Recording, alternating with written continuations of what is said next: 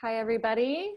We welcome to Sculpture X. We have a number of people coming in as participants, and so we're going to give it a few minutes as people do make their way. See some names of people that I recognize. Welcome.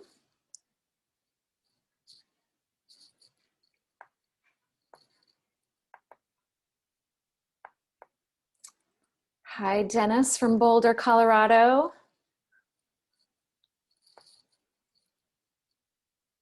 That's some good mileage there.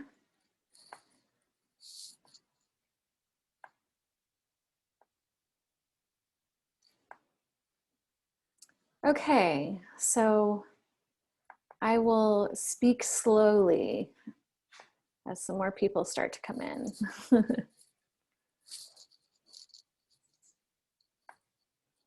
All right, so everyone, good afternoon and welcome to Sculpture X Day 4. Just a couple of quick notes about our Zoom world is that, first of all, like all of the other webinars of our symposium, this webinar is being recorded and will be posted to the Sculpture X website soon for future reference, and that's sculpturex.org.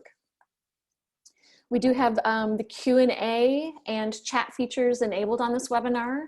So I will be monitoring questions throughout, and we're hoping, we've allowed some time towards the end to be able to engage those questions. So please do send them our way.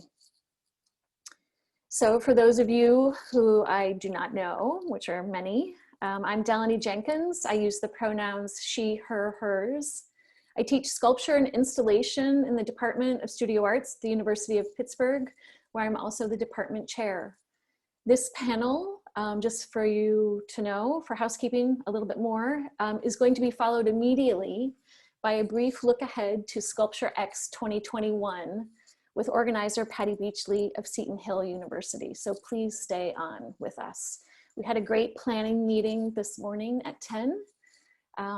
With also students and organizers, and so we're looking forward to next fall as well. But we're not done. So this is Art and Agency B, or part 2. This is our end cap for the symposium. Throughout the past 4 days, we've heard from historians, writers, architects, and artists, collaborators, students, educators, and ambassadors of entanglement.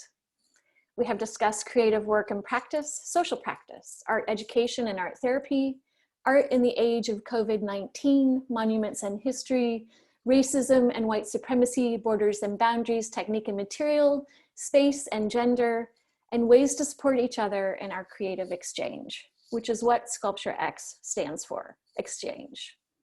In this panel, we're going to speak with one artist. We're going to learn about his work and practice in conversation with a curator, as we also explore the relationship between artist and curator. So I'm pleased to welcome you, and I'm pleased to introduce Marvin Ture. Marvin is an Ivorian American artist who uses objects of innocence, artifacts and stories from his childhood in Atlanta, Georgia, as a vehicle to interrogate themes of race and mental health.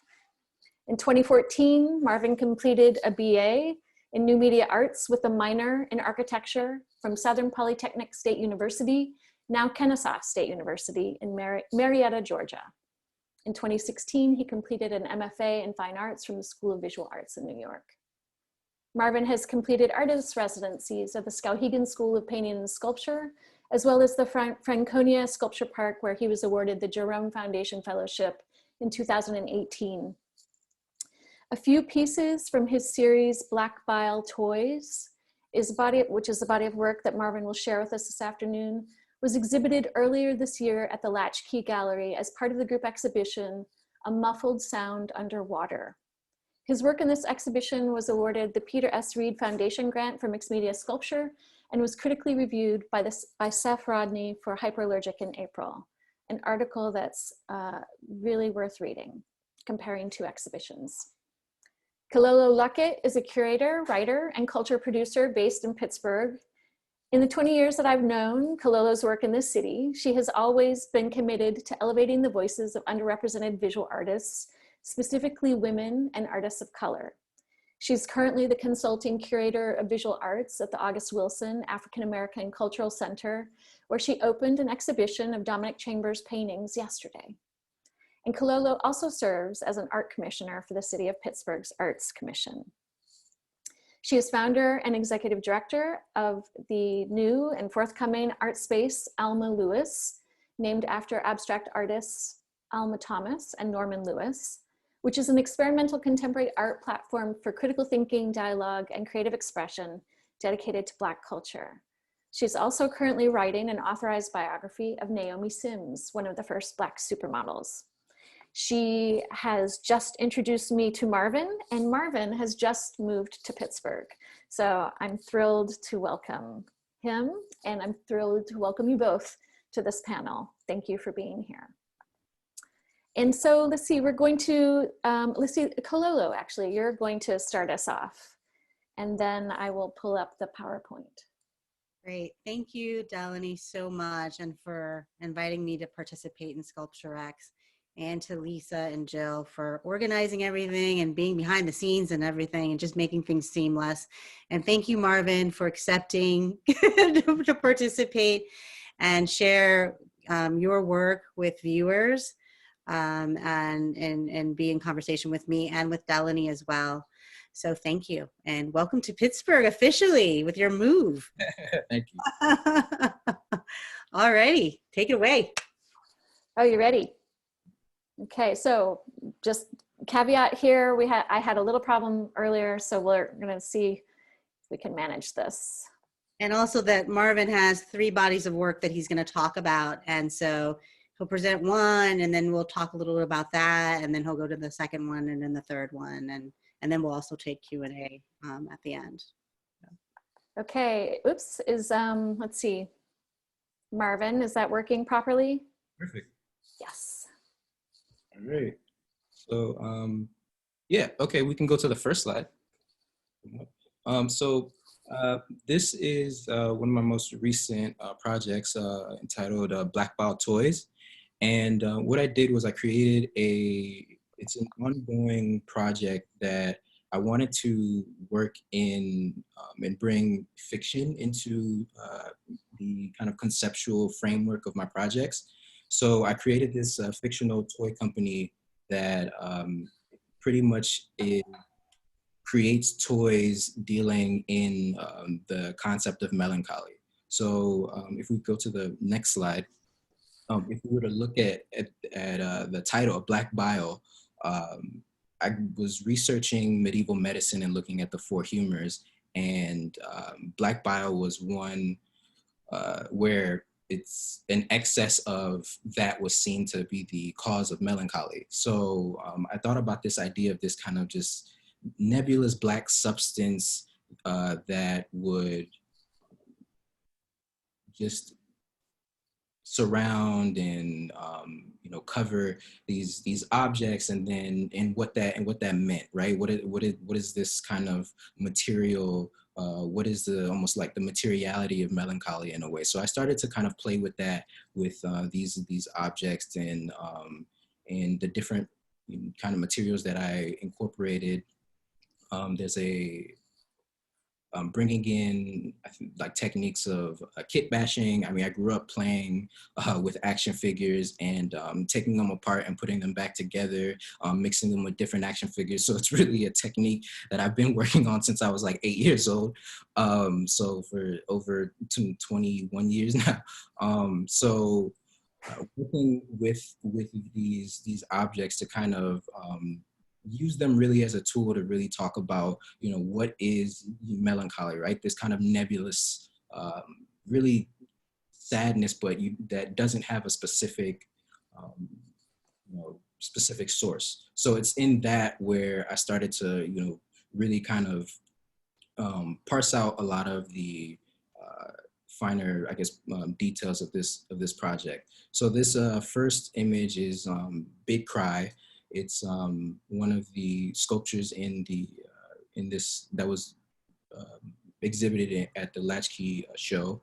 And it has, there's various elements in it where I use acrylic paint, black glitter, and thermoplastic adhesive, which really is the fancy word for hot glue. It's funny because a lot of a lot of the materials that I use in my work are materials that I used for arts and crafts projects growing up, because there's a certain type of I think immediacy to those materials, and I think they also I think read as there's a certain threshold there to bring people into to the work. There's a certain familiarity with the work, but yet there's a certain distance there as well. So I like to incorporate those in the construction of these sculptures, and then also broader installations when I do those. And then the next slide is a detail. So in this image, you can see more of the detailing of this sculpture. It's funny, like working with hot glue, and using it and approaching it with the respect that you would any kind of archival art making material. There's a certain level of like a learning curve that comes into play, where there's a practice and figuring out, okay, what can this do? How, what are the sculptural elements of it?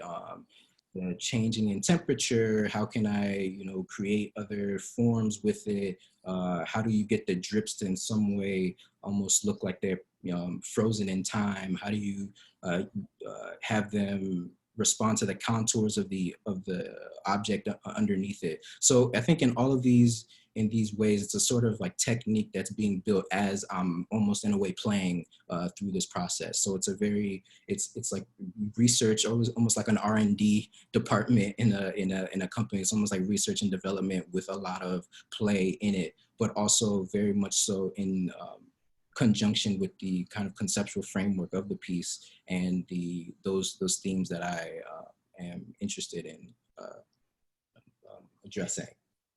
So the next one is a detail of the piece, and in here you can start to see where the different ways in which I'm using these materials, and how it's almost like I'm trying in a way to not work on it in one orientation, as I like to do in sculpture, which is like turn it around and stuff, and also to add like more of that element of play in it, just in terms of the how I address this object.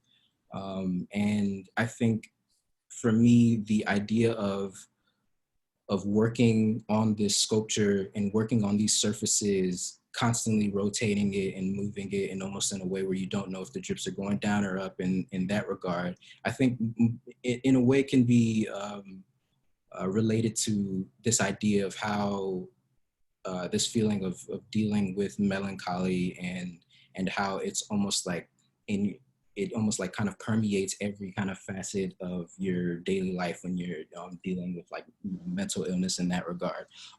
How it's almost like you don't know where it's coming from, you don't know where it is, but it's just kind of tainting everything, every piece, almost from like head to toe. You're just kind of consumed in this substance, right? And in a way, the object underneath becomes almost looks like it's simultaneously trying to break out of this shell, or break out of this substance and escape from it, but at the same time, it's part of it, because you don't know where the substance ends and where the underlying sculpture underneath it begins.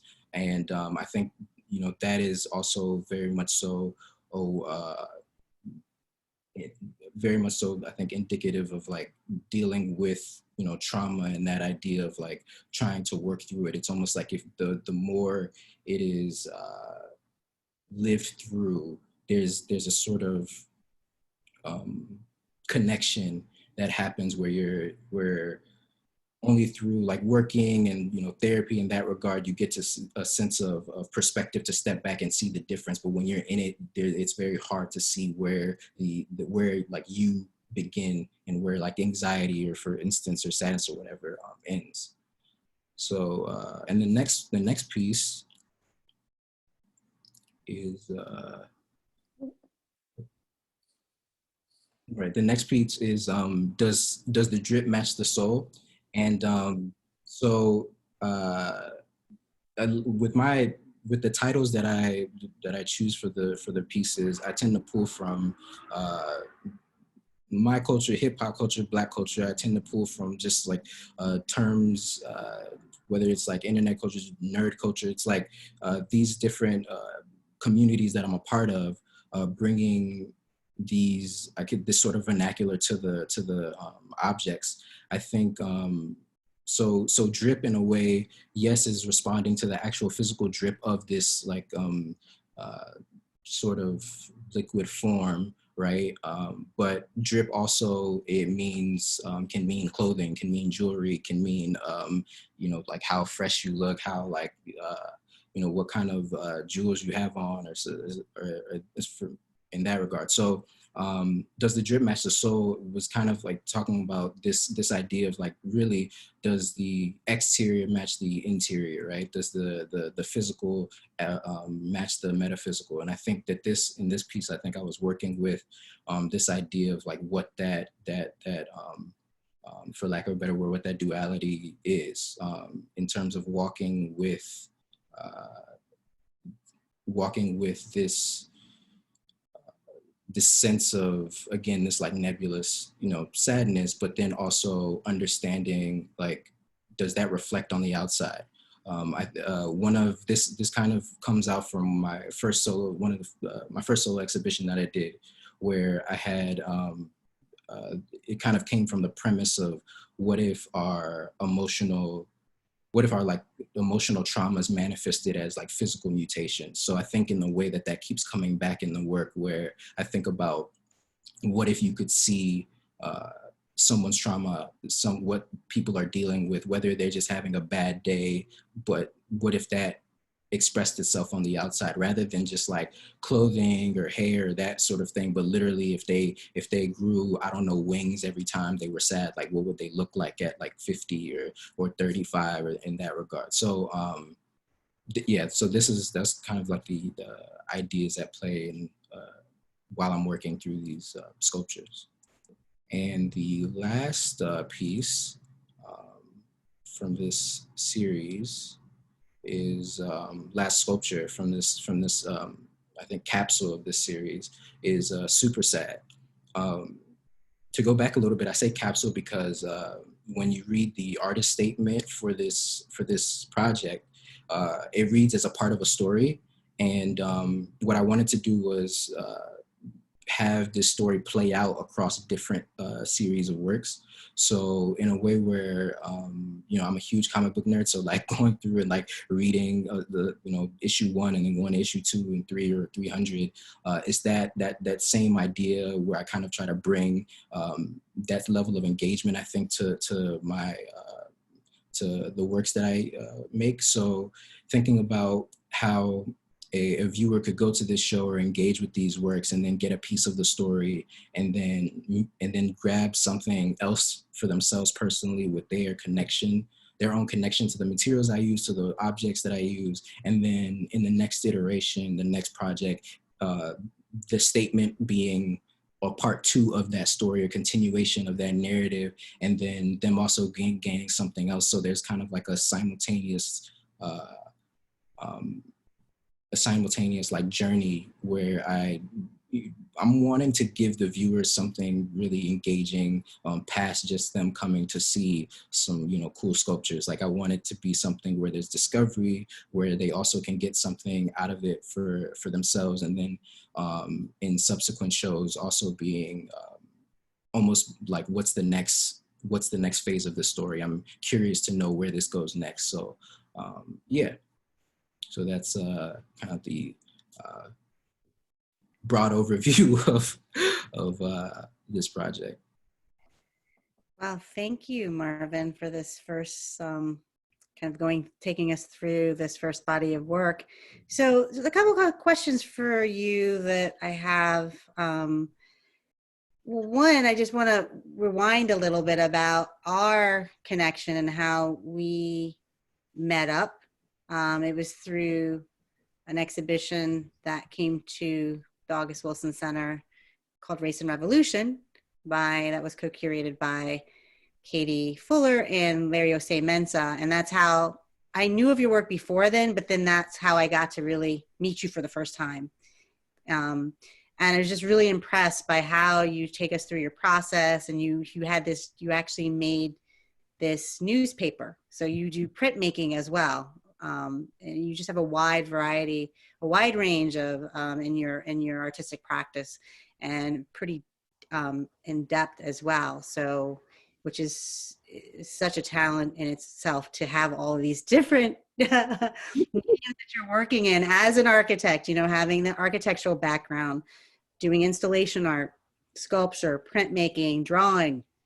So I just wanted to kind of frame that and kind of like how we've interacted together.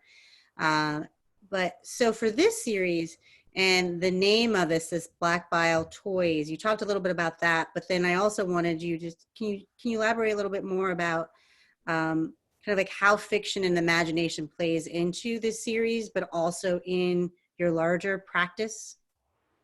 So I think for me, my work a lot of my previous projects, which we'll touch on with here as we go through them, have been very directly autobiographical, right? Even the project that you referred to, where I did the newspaper, where it had the crossword puzzle in it, that was specifically autobiographical to my experiences in grad school, and I've always, I think, in my projects have played with incorporating fiction, and also being very direct in terms of addressing certain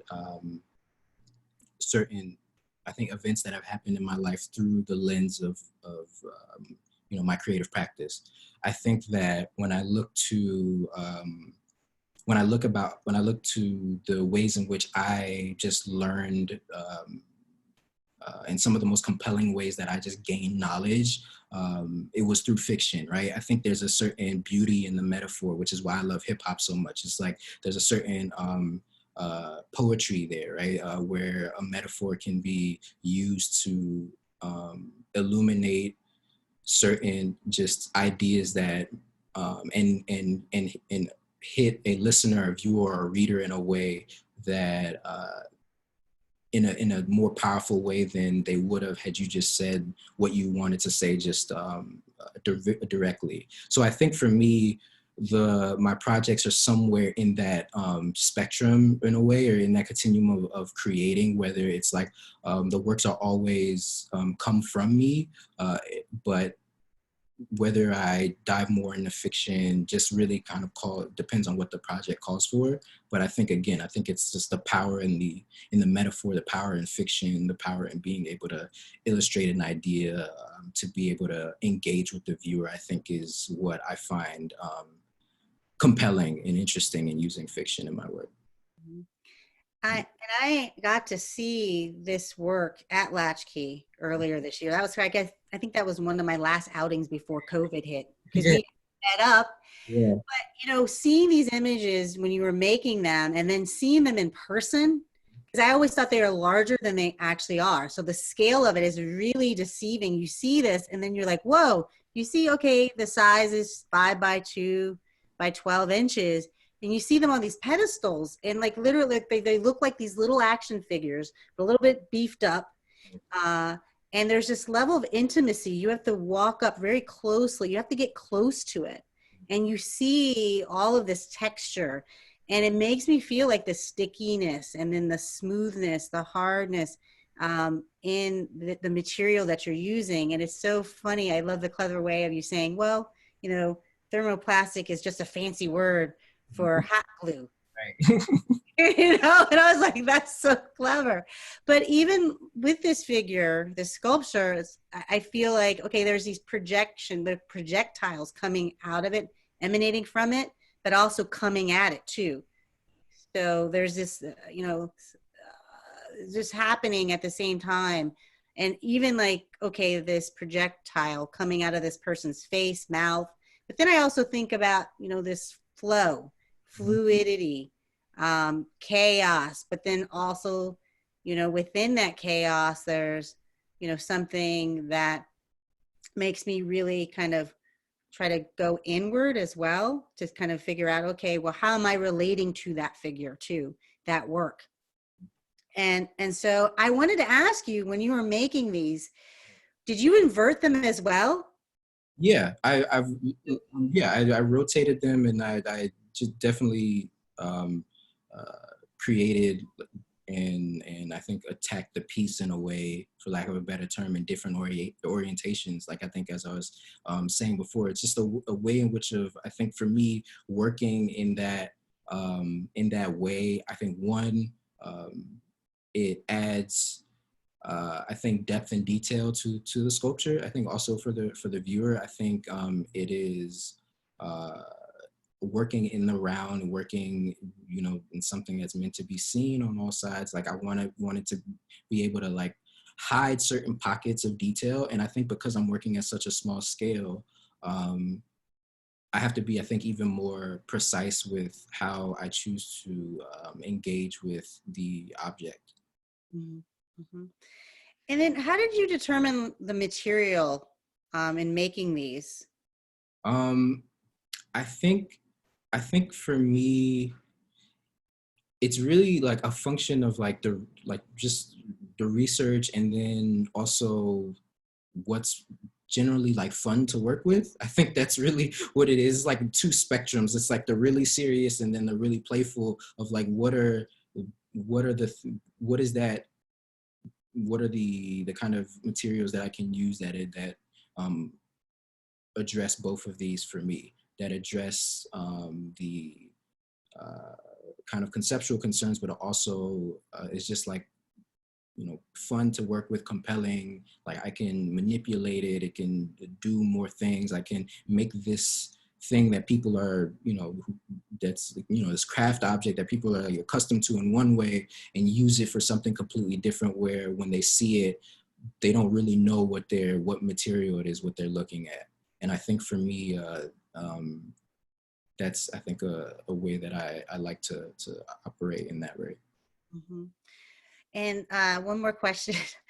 uh, this is more of like knowing that your love of comic books, graphic novels, action figures.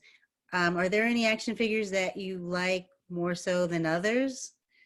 Can Uh, think about any of this, or just in general too? That was just something that I was curious about. so for me, I think I like I've always liked the ones that are like really articulated, that you can pose, they're really easily posable. I think right now, I'm giving everybody here a sneak peek, but right now, for Sculpture Expert, right now for the next series that I'm working on, I'm looking a lot at used toys, like used old action figures, because I think there's like a certain history there with like, whoever had this before, whoever played with this before, in terms of encompassing that and like incorporating that and bringing that into the work, where I'm kind of uh, almost in a way giving this object a second life, or a third life, or a fourth life. And uh, and so then I don't really get to pick. I mean, I get to pick, but it's really kind of just like, I'm also trying to leave myself at the mercy of like what is um, through just life circumstances of someone I don't know randomly decided to, give this toy away, or give this toy up or throw it away or something like that. I happened upon it in that way. So I think that's uh, adding a little bit of more space for chance, I think, in that way, is where I'm going next. So if that answers your question about the figures. Yeah, yeah. And I was just wondering too about just, with graphic novels, are there any, you know, characters, figures that Characters of- resonate with you more so, depending on your mood or what you're working on? I think for me, I mean, Spawn is one of my favorite characters, and also the Venom saga of Spider-Man. Mhm. which if anybody knows Venom, they'll probably look at these and be like, I get it. Like, so, and Spawn, I think there's just a level of like depth to the character, to the storyline, and I think it hits in the same way that what I like when I'm looking for my materials and I'm looking to engage with the sculpture, where it's like very deep conceptually, but then also the uh, there's a lot of like this kind of like almost like black bile material that's encompassing these creatures. There's a lot of like internal struggle in these characters as well, and yeah. All right. So if I could jump in for a second, Marvin, and I encourage everyone who's out there, if you haven't looked at Marvin's work online, I love your use of language is one thing, and from nebulous sadness to objects of innocence to let's see, there was something else you just the materiality of melancholy, and just these phrases that you use, or super sad even, what your titles, but when you go and look at that artist statement at the beginning of this work, I mean, so I had seen the work, and then I went back to read, and then I went back to read interviews with you and readings about you, but I wasn't, I mean, you can see the action figure, of course, and you can see the action figure in your work, but that artist statement it was really disturbing. And it is the darkness of some of these comics where the superhero grows out of like, some awful trauma or accident, or, or whatever the situation is. But your references are, even saying black bile and black bile toys, and there's a trademark on it, and then it's presented, contextualized as if it's a real thing, and these doctors have been kicked out of this hospital, and what is the name of the hospital? The Thorn Institute for the Negro Insane. Yes, which when you Google that, another project that I worked on as well. Yeah. Yeah, well, I mean, there is the Negro insane. There's also the Native American insane. There are like the references to real places, and Black Bile as a different comic, and heavy metal band, and I was just like, oh my gosh, so the fiction is there. There are so many tensions there that I think are very provocative, which I mean, I know you've got your finger on the pulse of that, but it seems very precise. Your use of language is very metaphorical and very poetic, and also very precise. Like you're striking some very serious notes. Thank you. Yeah. Let's see. It looks like I can't, because of the problems I'm having with my sharing screen, I can't also see the questions right now. But there is a.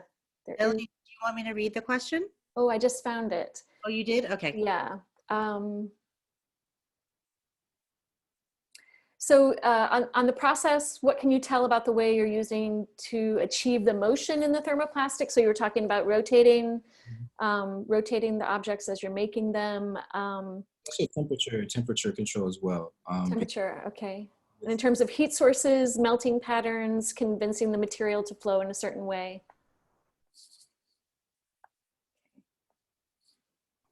So temperature and rotation.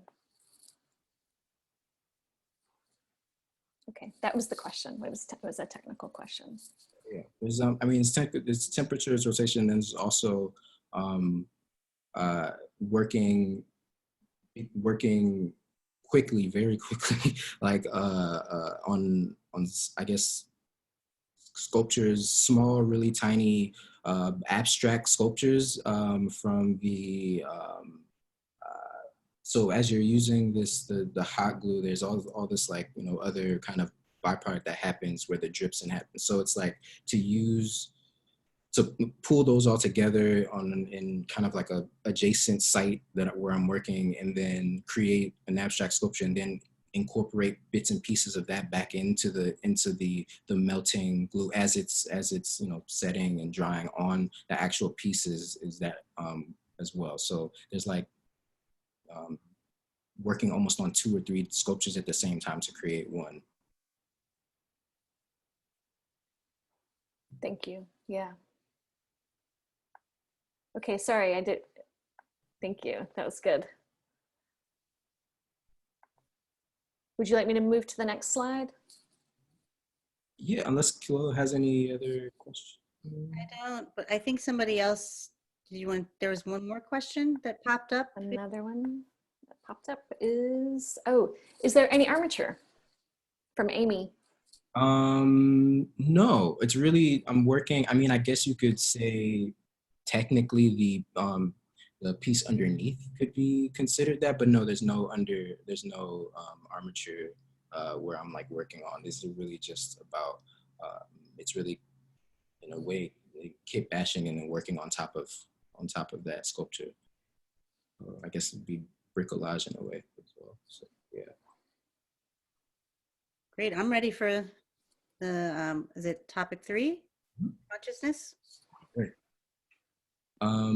Okay, so topic 3, consciousness, is a work that is, again, talking about this kind of like narratives and works that happen in parts and segments in different series. This is the third iteration of this kind of topic series. Topic 1, it's funny, I got the names for this topic series from this, there's this rap group out of South London called Hawk House. And they have a amazing album / mixtape called Handshake to the Brain. And it's, I think the group has disbanded since then, but they had a great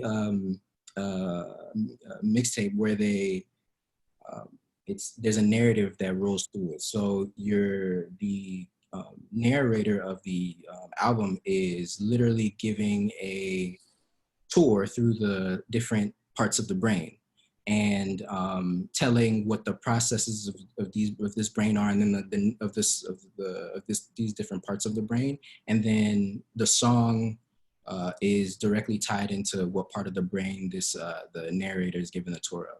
And funny enough, the protagonist of this album, his name is Marvin. So I was just like, when I heard this, I was like, okay, this is perfect. I kind of have to use this somewhere in this. So topic 3, consciousness, if we go to the next slide, is a series of 3 playhouses. It's my first like outdoor sculpture commission that I did at the Franconia Sculpture Park in Minnesota. It's set in the sculpture park in the woods, in the like wooded area, and I created a series of 3 playhouses that have each different installations within each of them.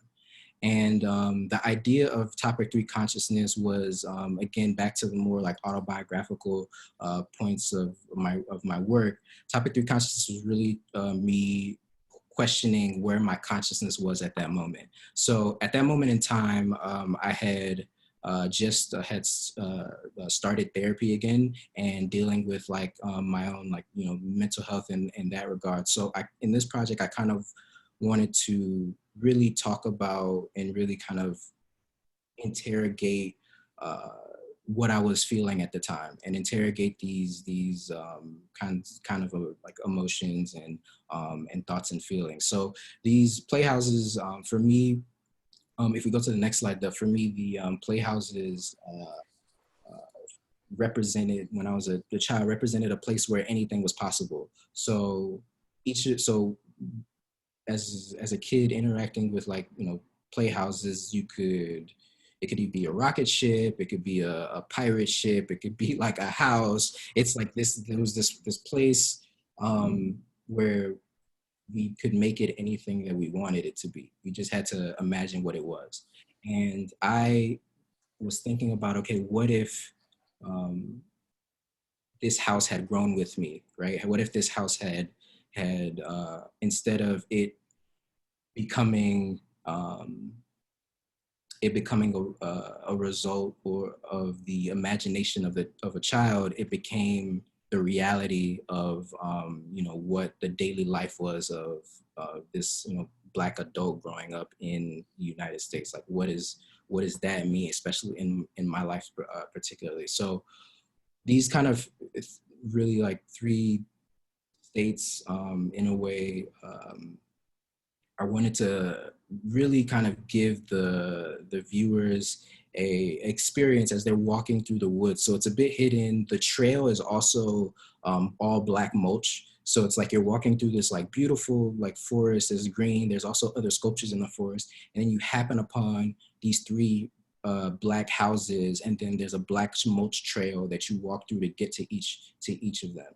And in some of the houses, I think in 2 out of the 3, you can actually go in. In the third one, it's wrapped and you can't really enter it.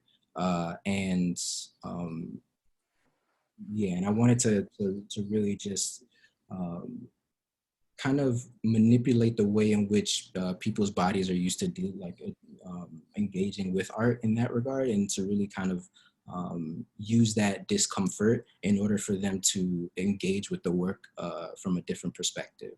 So if we go to the next one, this is another detail of it. And one of the, this is funny, one of the interesting things about working with nature is that nature is always gonna be there, and it's always gonna have its imprint and input on the work. So this Black mulch trail, I mean, when I created it, it was in fall, so the leaves were falling on it. There's also dealing with ground squirrels and spiders and all this other stuff. So as I was working, I had to, in a way, I think, give myself myself like a space to be open to the forest as a collaborator in the work as well. And all the creatures and critters that were in that space to engage and to, in a way, put their own signature on the work. And I think it, if anything, that also became for me another like beautiful metaphor about kind of just living with all of whatever's going on internally, and still in a way being in connection with the fabric of everything else that's going on outside. So I think, that was also something that I think I gained throughout working through this process. And then also dealing with like the lights and the shadows that were cast on these objects and on these houses in the woods, and making sure I didn't cut down any trees. I just want to say that I did, making sure I didn't cut down any trees. And so I snaked the trail through and through a path that where we didn't have to cut any trees down, where we had really minimal footprint, but it's a very stark gesture in that area. So, and if we go to the next slide, I believe it's so this is a detail of one of inside of one of the houses. And I first came across these little figurines while studying architecture in undergrad. They're architecture scale figures that you would use to denote like human scale whenever you create a model for any built form. And for me, I always, there's again, it's again about metaphor. This is like this metaphor there of these small figures that are supposed to be supposed to represent human scale, supposed to represent a certain ideal of what height, scale, size is for a human being. But if you look at them, they're very homogeneous. I mean, they're all, the color of them, basically of the color of the material, are white, but then they're also, if you were to blow them up and look at them, it's all based on like Eurocentric features in the way that they create scale figures. And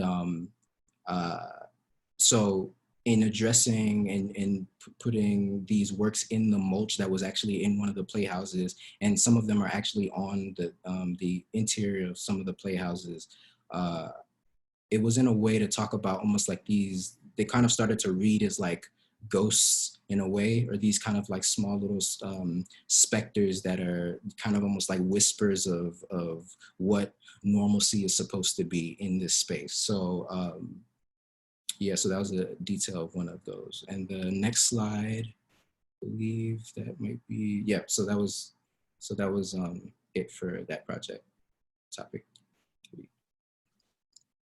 Wow, thank you. Marvin, so you said you did this, you installed this in the fall? So how long did it take you to conceive of this and then actually design it and then execute it and So, constructing it, all that? this project, the residency really is supposed to be for a couple of months, but because of time constrictions, I only had like 2 weeks, so I had to do a lot of pre-planning, and in order to get everything so I had a plan to know exactly what I was going to do when I got there, because every day counted.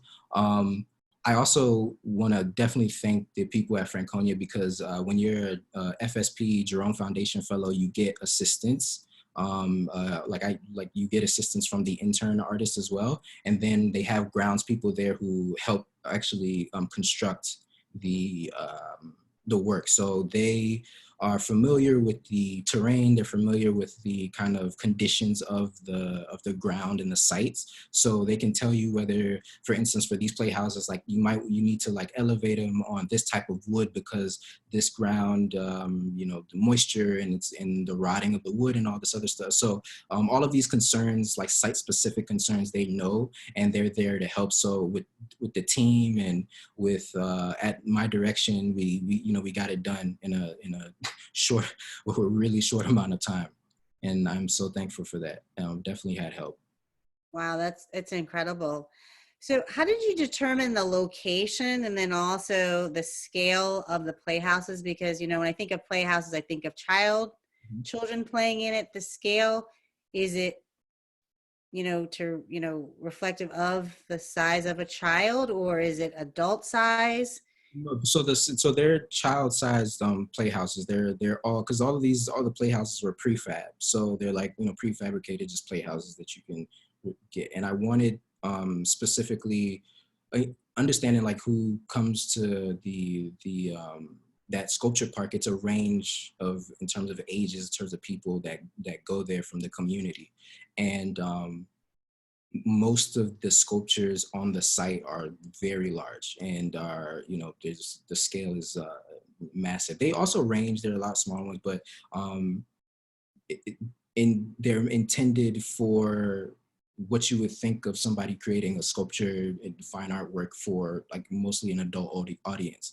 And the work specifically is, I think, also because of the subject matter stuff, intended speaking to an adult audience, but also using the scale of a child, I think, and again, it's that attraction, it's that implicating that like intimacy in the work as well, is where they have to crouch down to enter it. They have to get down to engage with the works or to see the installations. They have to, in some way, maneuver their body and contort in a way that they wouldn't normally do. So I think in a way that shifts the viewer out of their normal or what them are accustomed to seeing and viewing artwork in. And I think for me, there's that sense of, there's this shift and then the intimacy. So it's that constant play of like shifting the perspective of the viewer and then adding adding a touch of intimacy there in order for them to engage with this work. And I think a lot of that just comes back to in undergrad, when I got my minor in architecture, but in undergrad studying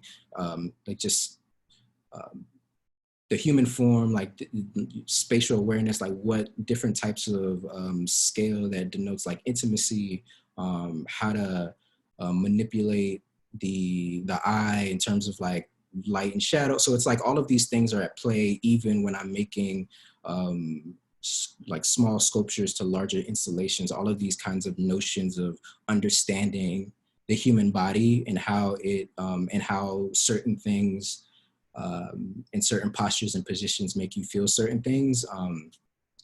That's something that I definitely employ in the work. I mean, it's something like people take for granted oftentimes, but again, they pay people a lot of money in order to be able to figure this out. And it's something that I still love and have fun in researching. I mean, there's a reason why, for instance, like in Walmart, there's no clocks, right? Or in like a lot of grocery stores, there's no clocks. It's like to suspend your perception of time. So you're in there, so you shop more. Like there's a reason why certain companies, they spend, a lot of money on color schemes for certain things for restaurants, because some certain colors denote appetite. And there's a reason why certain casinos, like the carpet, is the pattern is just so vibrant. It's to get it's to get your eye away from the ground, to look up and to keep your eye up. Or even the oxygen levels that they do in casino. It's all of these things are at play, that if you don't know, you just take for granted, and they're all at play everywhere in a lot of things that you just do on a normal day-to-day basis, or just in your life. So I think for me, learning these techniques that a lot of people in different industries use in order to, I mean, that's to get people to buy certain things, and to engage in certain things, but I'm doing it in a way to get people to engage with, I think, conversations that aren't being had, and conversations that I believe should, have more attention on them. And then, so the location of these 3 playhouses, how did you determine where they were going to go? And also that it's not on like one linear, like contiguous path, it kind of branches off, right? Yeah, so it's almost creates kind of like a distorted diamond in a way. How I determined the site was, it's funny enough, it's really like intuition. They were like, you can build anywhere on my property that you want. Anywhere you want to build a sculpture, just walk around the grounds and decide where your site is. So I walked around. They have different areas, and I walked through the woods, and I don't know. It's just I was walking through one of the main trails, and then I saw, I think, the light, not to get too poetic, but I just saw the light cascading through the like the Beautiful. trees, I, and yeah. and then like and then I walked off the path into that area, and I was like, I was like, this feels right. So I just did it. So that's what it was. It was really intuition, which I I think as time goes on, I have and I'm learning to embrace that more in my process, because I think beautiful things happen when I do that. Mm-hmm.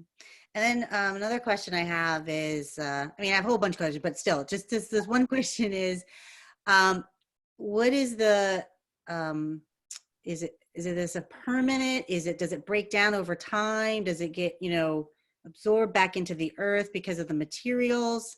So, You have to, take it apart. And so. well, the piece is, I believe, still up.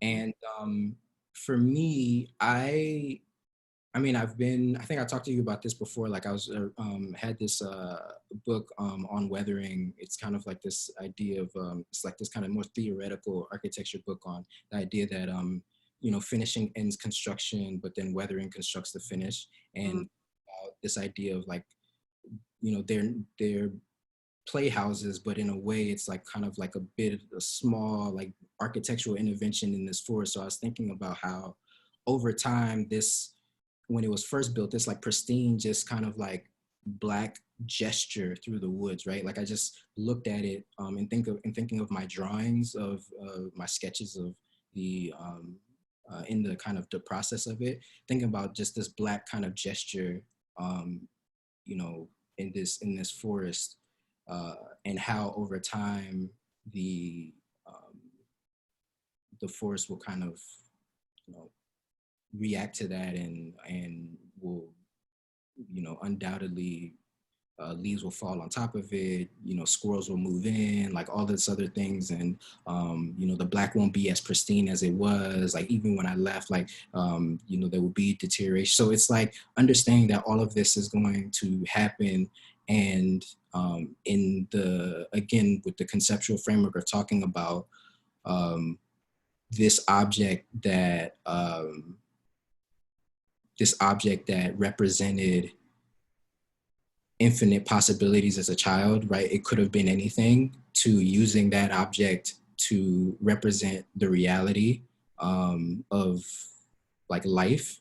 I think nature reacting on that, I think, is perfect. That's beautiful. I want to start with my questions, Delaney, and I know that there's other questions too. That relates to a question that's in our Q&A. So when thinking of your use of non-archival materials in your figures and your outdoor works that are the will of the outdoor elements, the importance of ephemerality and impermanence in your work. How do you think about that? I think for me, like I was, it's talking about with the kind of like architectural theory book on like weathering.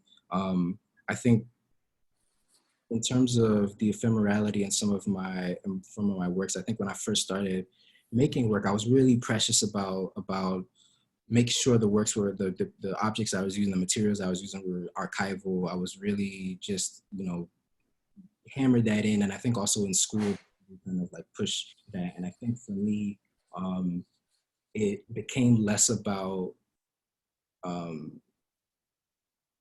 it being permanent. And I think the more I kind of imbued a lot of like my own personal narrative into the work, like I think this ephemerality in terms of these objects and breaking down, it seemed very much more in line with like humanity than creating something that's just gonna last I think forever.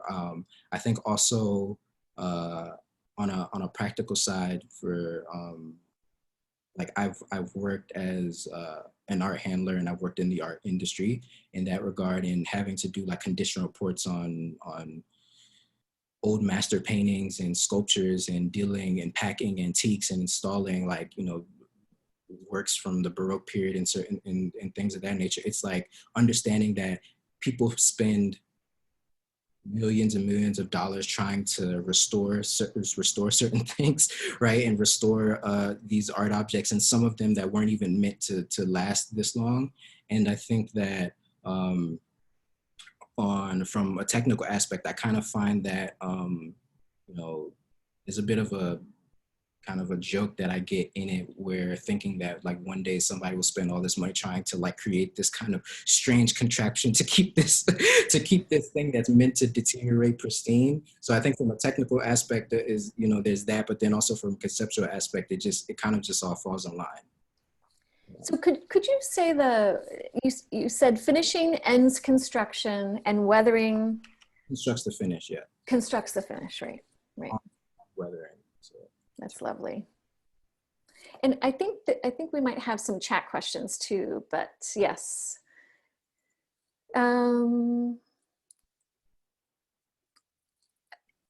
Let's see, your comment on the use of pattern and the oxygen levels in casinos makes me think of the psychology that goes into promoting addiction and gambling through design.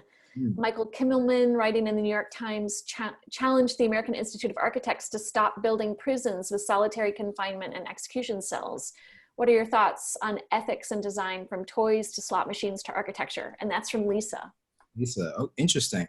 I think in terms of ethics in that regard, like I mean, it is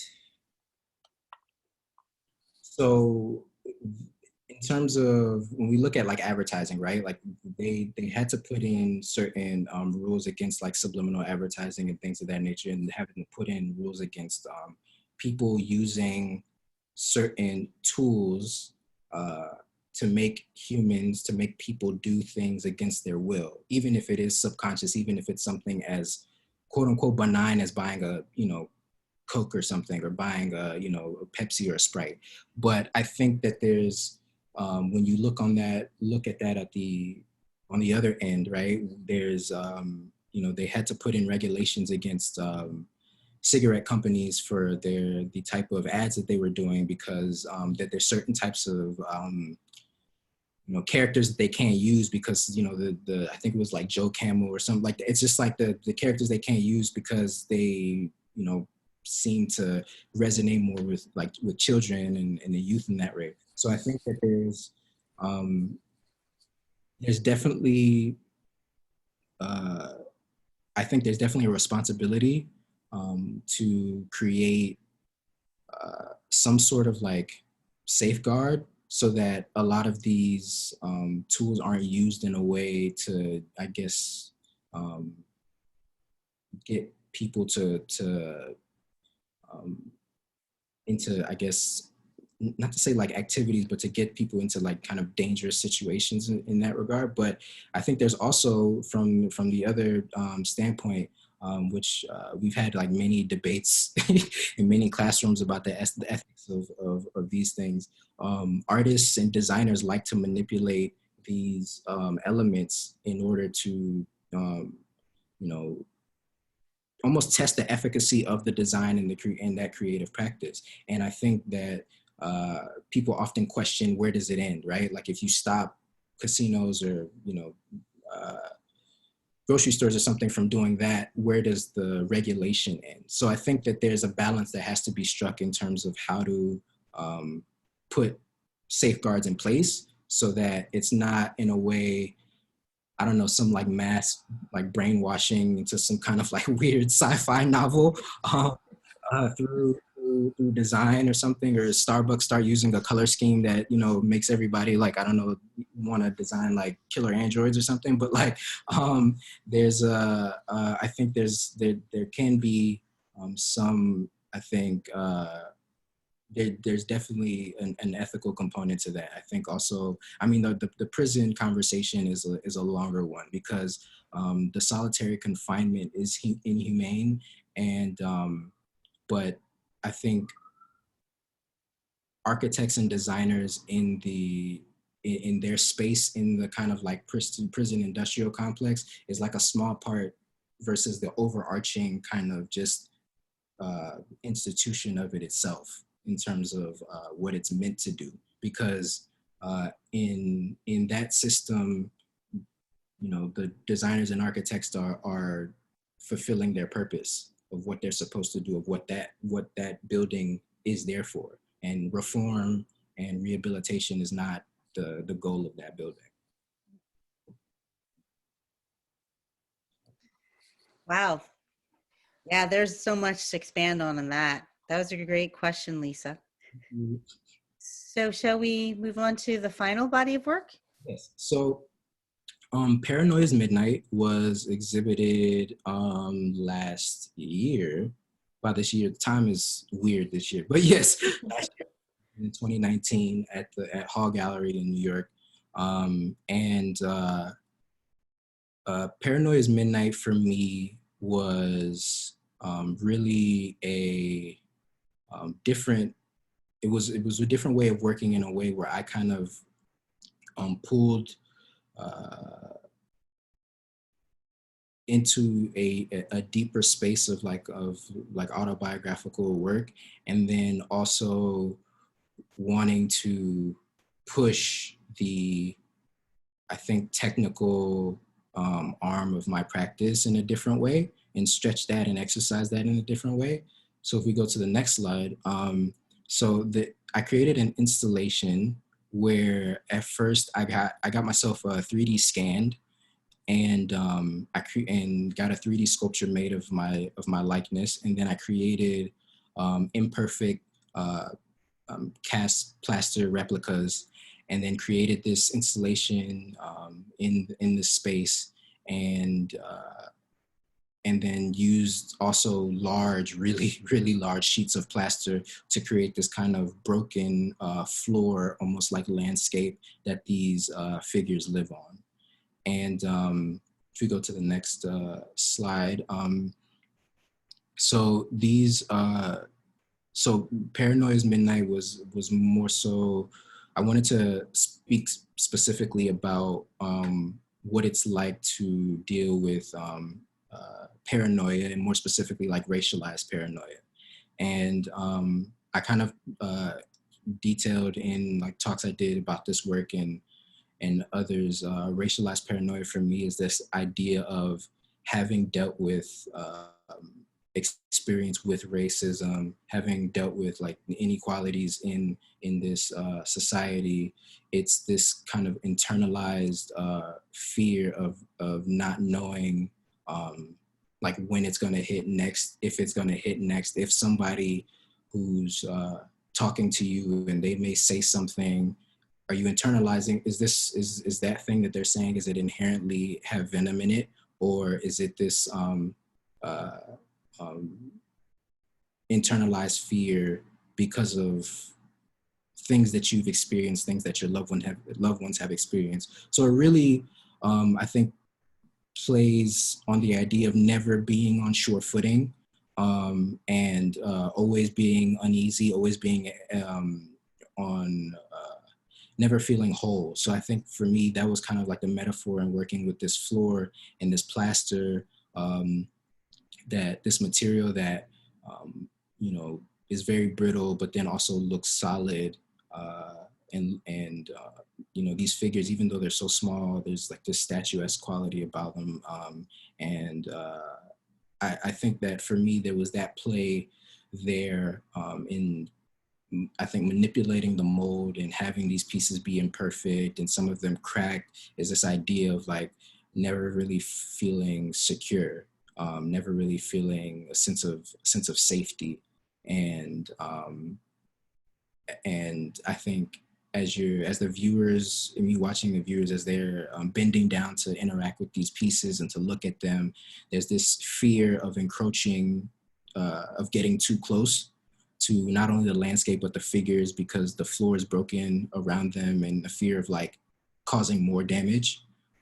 There's a fear of you know, there's like looking at these figures, and when you get down, they look, I think, more there's something more commanding about them, but then there's also this realization that like you're never fully detached from your perspective of scale in conjunction to these figures. So I think in me creating this installation and having the viewers interact with the installation in the way that I did, I wanted to, in a way, play on how the viewer interacts with this space in order to create, to bring out those emotions, and hopefully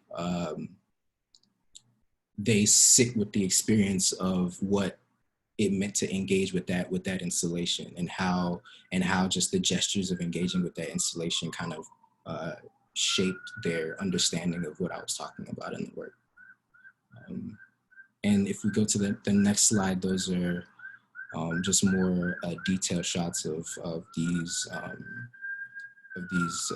pieces. And I wanted to station them and put them in a way where almost in certain regard, almost looks, it's almost like there's a ritual going on. I wanted to have a certain level of, I think because of how I had the entire installation, there's a certain, I think, sacredness that started to kind of come up, and I wanted to like play with what that meant, in the fragility of these characters, but placing them in a way where there seems to be some sort of divine presence in the room as well. If we go to the next slide. Yeah, so, and also with the lighting of this work, that was one of the first things that I was thinking about in terms of this installation. So all of the groups of these sculptures are where I placed the only light sources, I guess, in this installation. And the only thing that's cast in darkness, if you can see, there are the 3 sculptures, and they're all looking at what is the back wall. They're all facing the wall with their hands up behind their head, in a posture that's reminiscent, obviously, of like, you know, one, childhood punishment, two, being stopped by police, and I wanted to kind of bring that moment in, but also cast it in shadow, uh, just to. In this work, I felt like I needed to put all of these different elements in these spaces in order to give people a very different experience when they interacted with them, and almost in a way where you could almost miss it. And but as you're moving through, the way the light is, when you go to the other side of the installation, you see it clearly. And I think that that moment of like these figures almost seeming to be the ones that are, I don't want to say in bondage, but in more duress than the other ones, the ones that seem to have, I mean, even in terms of this symposium, the ones that seem to have the less agency are the ones that are cast in shadow. And you can only see that as you're like moving through the installation. So if we go to the next slide. Yeah, so that's a close-up of the sculptures.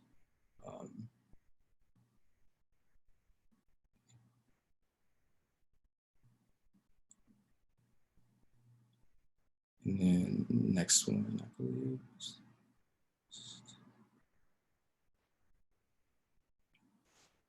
And is there one more after this? Or that's the, oh, okay. Thank you. Thanks. All right, great. So thank you, Marvin. So this installation, which was in New York, which I wasn't unable to see, okay, so you're using plaster, and this is white plaster, and your other works were using, they're all black material for the most part.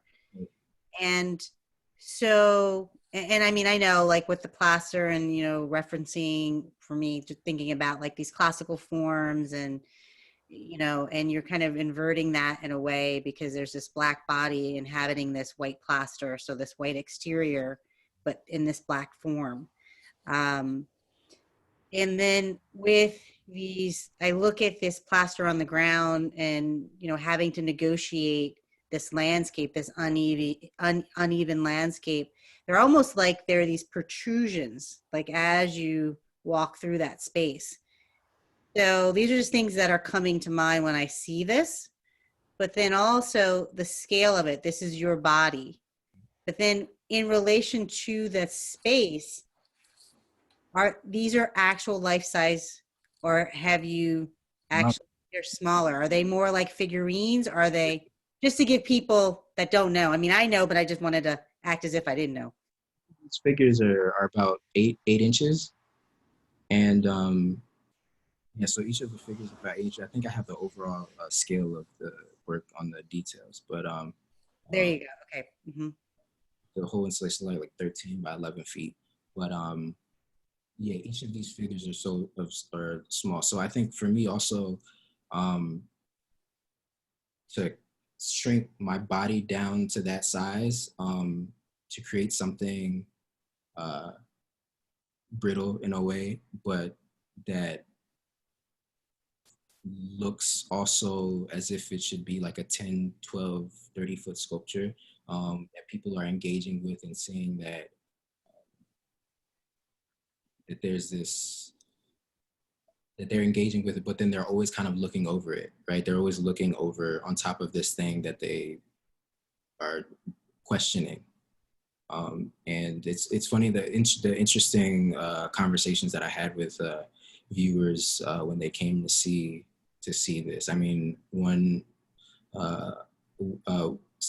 person who came to the gallery said that, so it was like, you know, it's funny, out of everything that's broken in this entire landscape, you are the only thing still standing in it. And I was like, oh, that's interesting. I was like, that's beautiful. And then I had like really other subsequent great conversations with people about how they felt peering over these statues. and where they felt strange that this thing that looks like it's supposed to be larger than life is so small and so fragile. Mhm.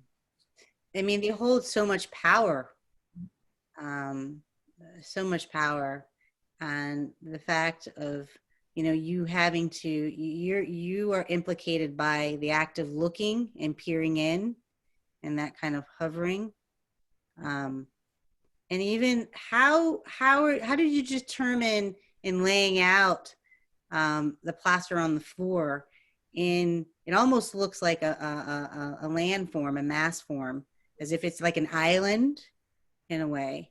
Yeah. How Um, did you determine that the parameters? I think for me, when I was doing this, I definitely had help from the two like gallery owners, Max and Aaron. They helped me install this piece. But I think for me, um, like at my direction, we were working.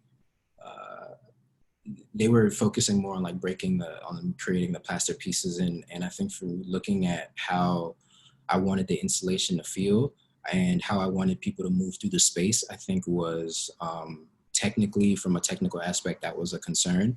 And I think that um, I wanted to, with like kind of like the sketches and the mental sketches I was doing, because there's one thing to do sketches before you get to any kind of site, even if you know it in working with installation. It's another thing for me to actually be there and work with like the parameters of what you have, because even in the feeling of the space, something that may have felt right in a drawing or a diagram just doesn't feel right in person. And I think as I was moving through the space, I tried to, as much as I could, put myself in the space of the viewer and movement. But then also, I know I wanted to create these moments. I wanted to create these different moments with these different figures and the placement. And I knew that, okay, this is the focal point. This is these are the different points where I want people to reflect. So how do I connect all of these and then also um, uh, keep in mind their movement through the space. So I think it's a constant like negotiation, and it's really a constant. It's really a conversation that I'm having with the installation as I'm creating it. I think that's the best way to put it, is like I'm um, talking to the installation and listening to it to see what um, it wants to be. I think that's kind of like the best way I can describe it, is like to get out of the way of the work and let it be what it needs to be and what it wants. Wow, that's a lot of surrender there. Yeah. So For, I'm for, sorry. I'm saying, for a person like me who's very much so meticulous, it's been one of the hardest things to do, but I am really excited about the works that I've created once I've kind of learned to surrender to kind of that in the work. Hmm. And then also the act of like activating sound through movement, Mhm. to get to one point in the installation, you have to walk on the surface. Well, the thing is, initially we wanted people to walk. I wanted people to walk on the surface, but then as we were doing it, I was like, let me just not say anything.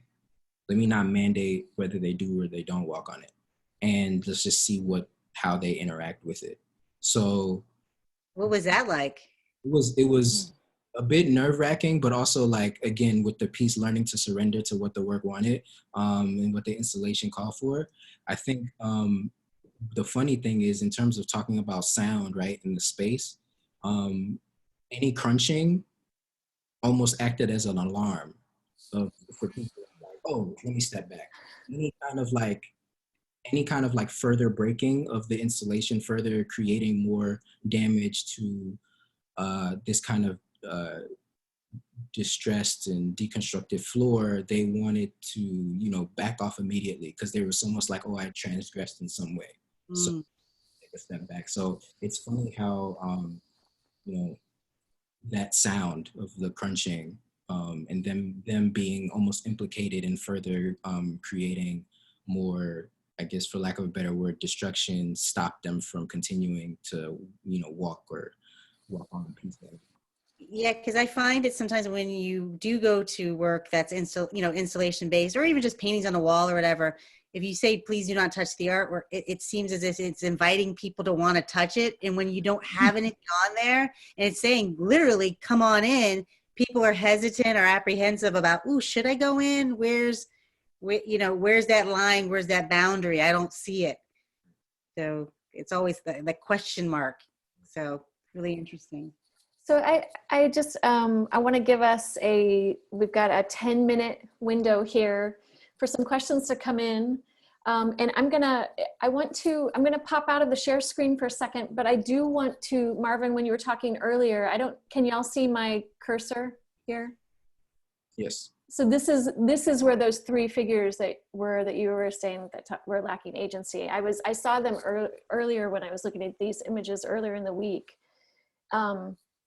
So I'm going to pop out a share screen, but one of the things that I think is myself so powerful about that work is, and it's something that happened at the outset that you put into motion immediately, and that's the gesture of your power, the weight of how you're holding your body and your legs, the gesture of your back and your arms. And so when I first saw, was looking at this piece, I'm thinking of, you talked about the divine light, and I was thinking of Bernini and like the ecstasy of the divine, and these thin lines between agony and ecstasy and the anguish of those figures. When you do, you're having, it's like, divine, or, like there's this moment and there's this, kind of looking up, which is, where we think it is in the sky.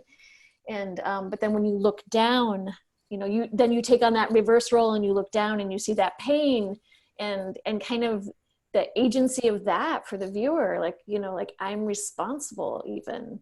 It's like, what's my relationship with this figure? I think it's the power of the figure and then the ruin of the landscape, but it's the power of the figure first. I think, go ahead. No, go ahead. So I wanted to ask you about that. I think for me, I got my Baroque books up there also, but it's like, that's definitely,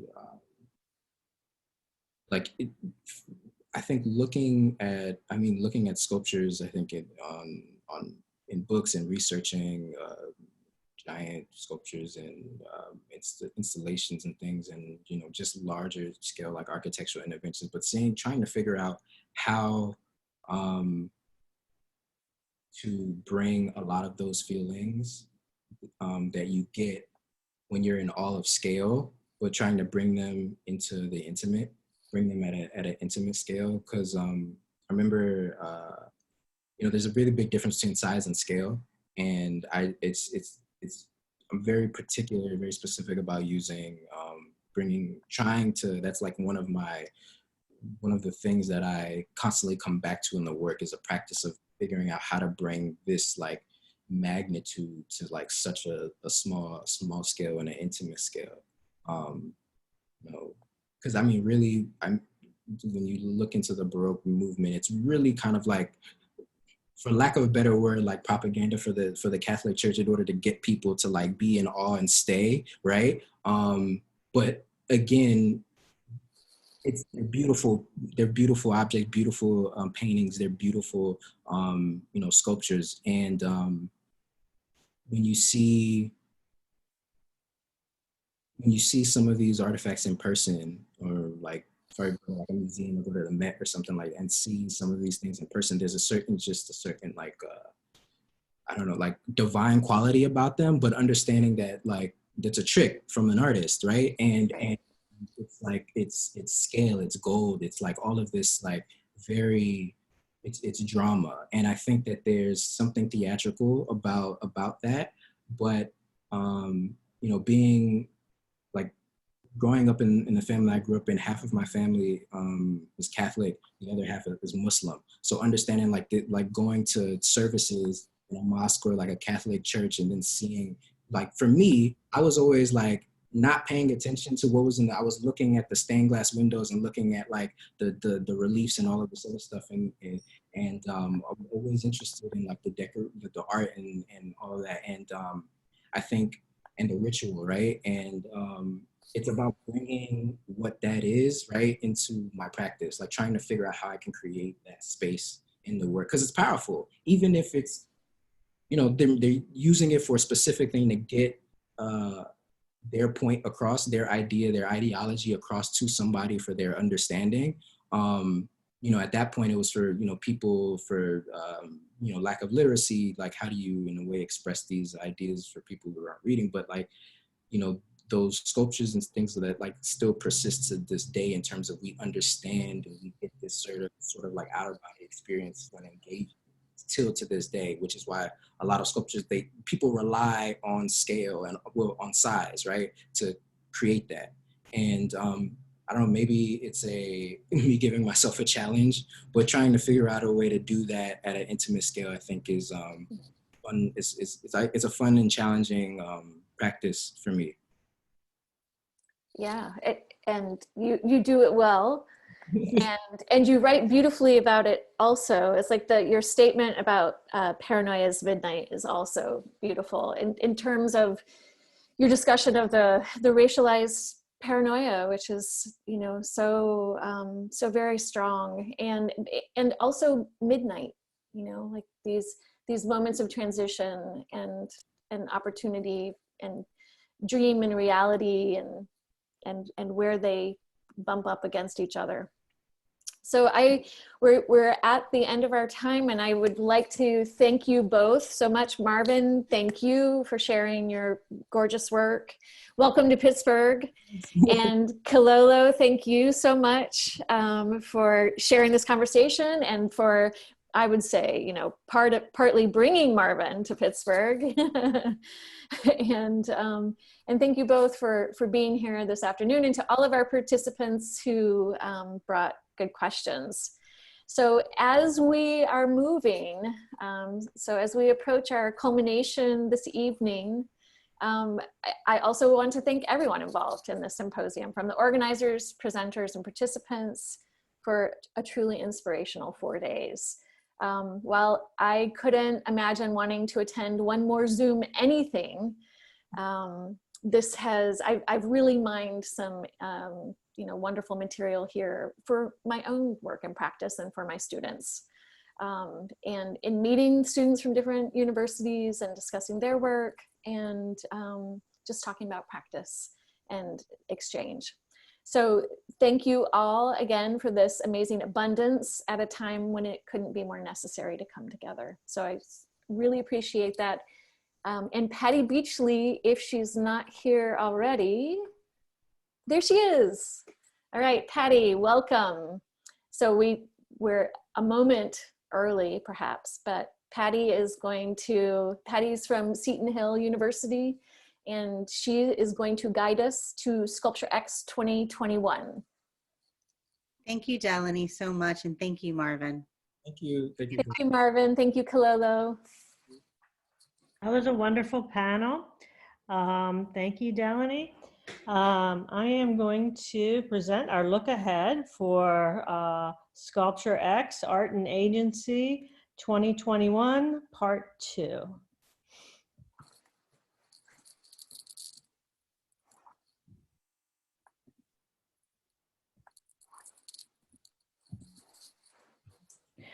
So for Part 2 of Art and Agency, this is what we actually planned for 2020.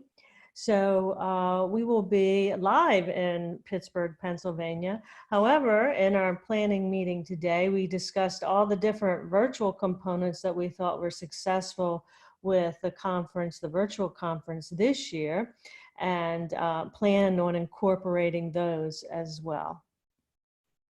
The Sculpture Center of Cleveland is the home of Sculpture X, and Grace Chin, who started our conference, our virtual conference off this year, will also participate again next year as a panel moderator, and she will be jurying a show and then curating the exhibition.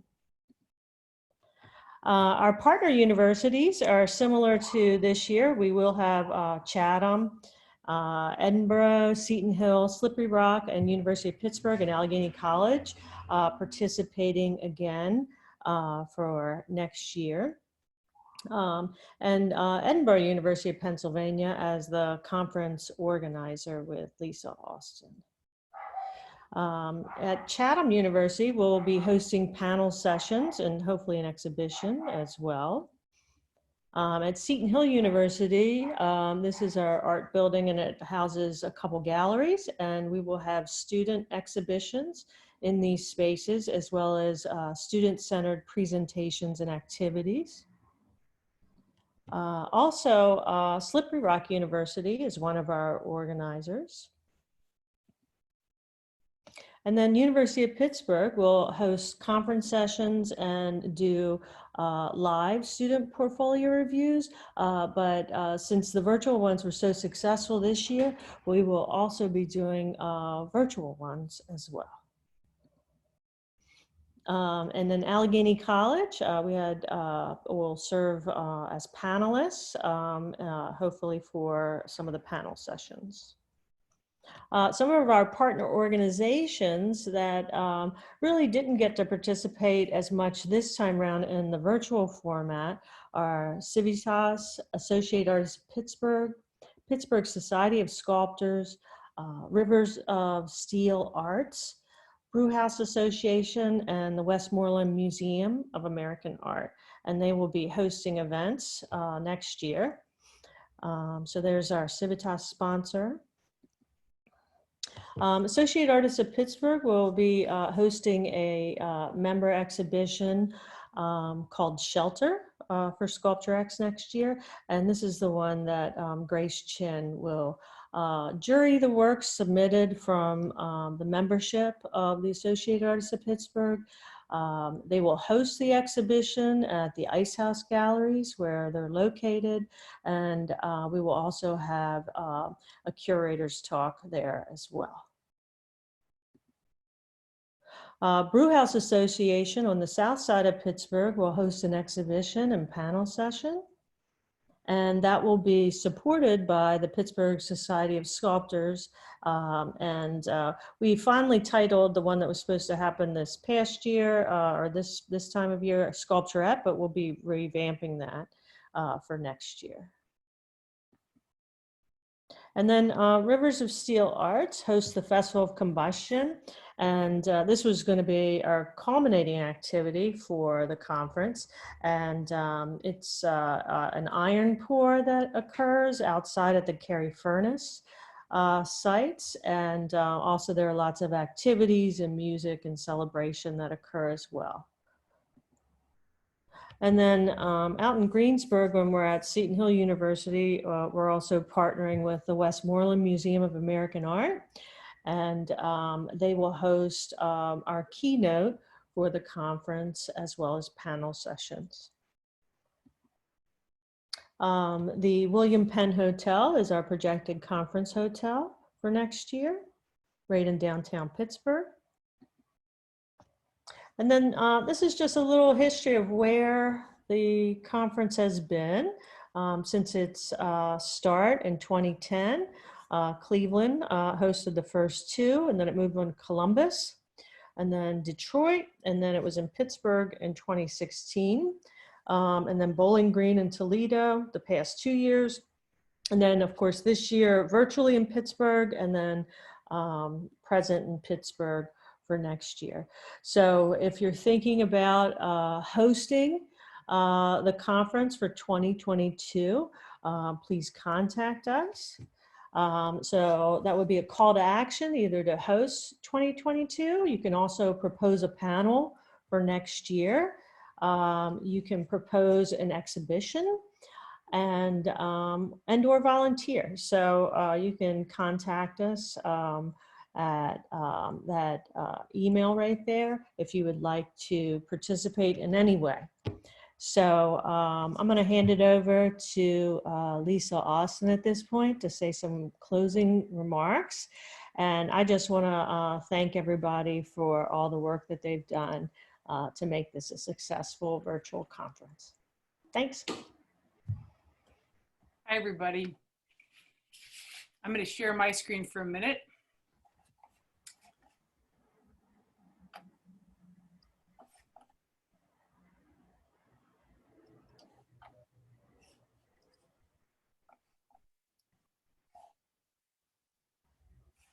Patty, can you see my screen? Yes. Okay, so I'm Lisa Austin. I'm speaking to you from Edinburgh University, where I teach. I'm actually in the Bruce Gallery office. And I want to thank you very much for coming to Sculpture X and being a part of it. I want to try to change the slide now, but I'm having a hard time. So let me see what I can do here. I don't understand why. Maybe it's this. There we go.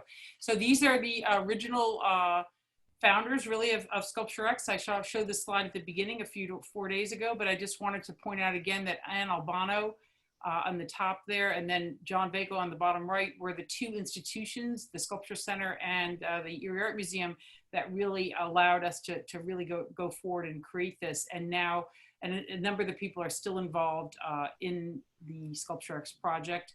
We've had exhibitions, we've had all these different events over the last 10 years, as Patty mentioned. And one of the things that's so important that I'm really looking forward to next year is that the students actually get to meet each other. We've done this virtually and that's been helpful, but there's really those casual conversations and really getting to know one another and create new networks, new connections.